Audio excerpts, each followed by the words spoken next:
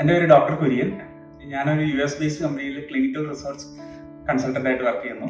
എൻ്റെ പേര് ഡോക്ടർ നീനു. ഞാൻ തൊടുപുഴയിലെ ENT സ്പെഷ്യലിസ്റ്റ് ആയിട്ട് വർക്ക് ചെയ്യുന്നു. ഹോസ്പിറ്റലിനെ കുറിച്ച് അറിഞ്ഞത് ഞങ്ങളുടെ ഒരു കസിൻ പറഞ്ഞാണ് അറിഞ്ഞത്. ഡോക്ടർ ജയപാൽ സാറിനെയാണ് കൺസൾട്ട് ചെയ്തത്.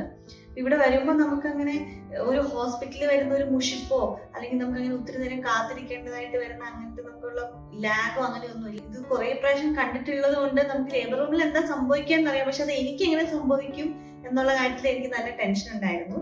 സിസ്റ്റേഴ്സ് ആണെങ്കിൽ ഒരാൾക്ക് ഒരു സിസ്റ്റർ ഒരു ഫുൾ ടൈം കെയർ കൊടുക്കുന്ന ഒരു രീതിയിൽ, ഡോക്ടേഴ്സ് ആണെങ്കിൽ എപ്പോഴും വന്ന് നോക്കി നമുക്കൊരു ഒരിക്കലും ഒരു വേദന എടുത്തപ്പോൾ അതിനെ സഹിച്ച് തന്നെ കിടക്കാണെന്ന ഒരു ഫീല് നമുക്ക് ഒരിക്കലും കിട്ടിയിട്ടില്ല.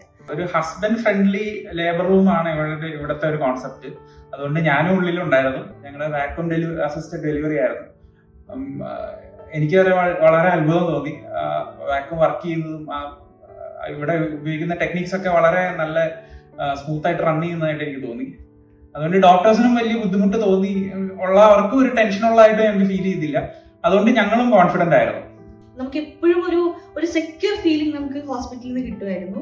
അപ്പൊ അതുകൊണ്ട് ഞങ്ങൾ എന്തായാലും വളരെ ഹാപ്പിയാണ്. ഞങ്ങൾ വളരെ സന്തുഷ്ടരായിട്ടാണ് ഡിസ്ചാർജ് ആയി പോകുന്നത്.